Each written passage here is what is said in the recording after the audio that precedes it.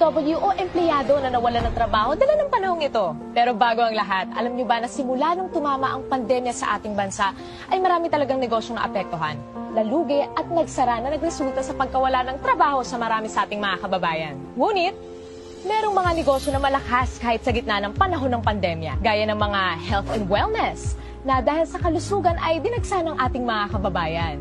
At pagkain din na bumubusog sa ating katawan.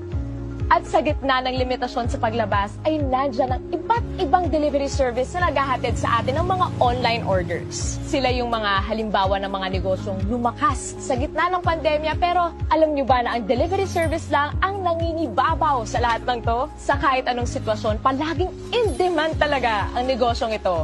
Mapapagkain, gadgets, rubber shoes, damit o mahalagang bagay o dokumento o kahit ano pa yan.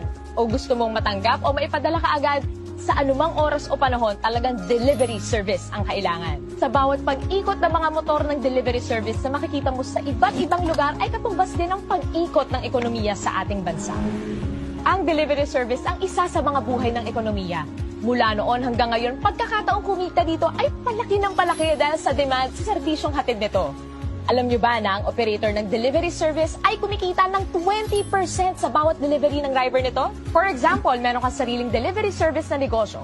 Kung nag-average ang rider mo ng 500 pesos per delivery transaction, aba, may 20% nakita mo doon ay 100 pesos. At kung nakaka-10 delivery ang rider mo sa isang araw, meron kang kita ng 1,000 pesos bilang operator.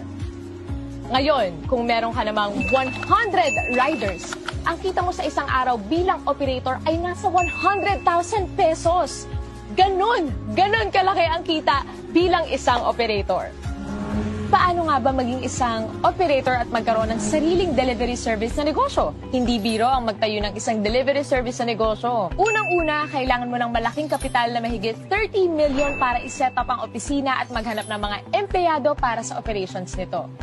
Pangalawa, kailangan mo ng isang IT company na gagawa ng software at operating systems nito na nagkakahalaga ng mahigit 50 million para i-set up at i-maintain taon-taon. Pangatlo, kailangan mong kumuha ng iba't ibang permit para sa pag-operate ng negosyong ito. At pang-apat, kailangan mo pang mag-set up ng iba't ibang opisina para sa mga iba't ibang lugar na mag-ooperate at kumuha ng mga permits para dito. Mukhang mahirap maging operator ng isang delivery service na negosyo dahil sa dami na kailangan, lalo na sa kapital. Pero ngayon, posible na. Worry no more dahil nandito na ang isang delivery service company na pwede kang maging online franchise operator. TokTok, ang pinakabagong delivery service at ang kauna-unahang online franchise operator delivery service company ay kakatok na sa mga pintuan nyo. Bilang isang TokTok online franchise operator, magkakaroon ka ng mga benefits na may enjoy mo. Pwede kang tumanggap ng mga rider applicants under you with up to 100 riders per operator. Magkakaroon ka ng TokTok delivery service link to monitor your riders and transactions na kahit cellphone lang, pwede na! Kumita ng 7% sa lahat ng delivery transactions ng mga riders mo. At pwede ka rin magkaroon ng pagkakataong kumita ng hanggang 30 to 60,000 pesos. Kada buwan yan, take note, at nasa bahay ka lang. At pwede ka na rin maging online franchise operator anywhere in the Philippines na hindi mo na kinakailangan mag-set up ng kanya-kanyang opisina sa iba't ibang lugar.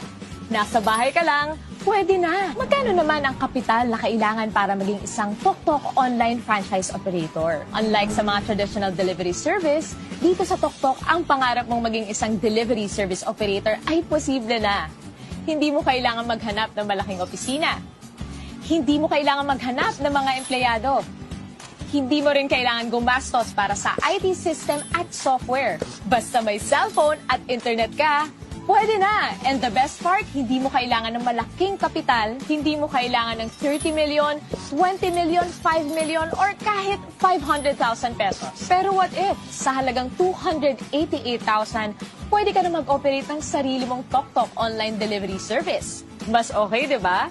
Huwag ka muna mag-celebrate dahil naintindihan ni TokTok ang pinagdadaanan ng karamihan sa ating mga kababayan sa panahong ito. Kaya from 288,000, ginawa na lang nilang 58,888 ang kapital para maging isang TokTok online franchise operator. Kaya operate na agad! Dalawa ang paraan para kumita dito bilang TokTok online franchise operator. Una, magkaroon ka ng personal delivery link na pwede mong i-post at i-share. At kapag meron kang kaibigan na nag-book gamit ang iyong personal delivery link, ay 3% ang pwede mong kitain. For example, meron kang average na 150 bookings sa isang araw at nag-average ka ng 150 pesos kada isang booking. Pwede kang kumita ng as much as 20,000 pesos per month nang nasa bahay ka lang sa tuwing may gagamit ng iyong personal delivery link. At ikalawa, pwede kang kumita ng 7% bilang isang TokTok online franchise operator mula sa delivery ng iyong mga rider. Pero hindi pa tayo nagtatapos dyan. Kapag decided ka na nasubukan ang negosyong ito, nandito ang TokTok para makatulong sa inyong lahat. For a limited time only, pwede ka nang maging isang TokTok online franchise operator for a special unlimited promo price na 16,888! All in na yan! Wow na wow talaga! Tandaan, promo lang to at kung gusto mong simulan ang negosyong ito para sa mga iba na nakaka-excite na impormasyon, kontakin mo lang ang taong nagpakilala sa'yo ng negosyong ito.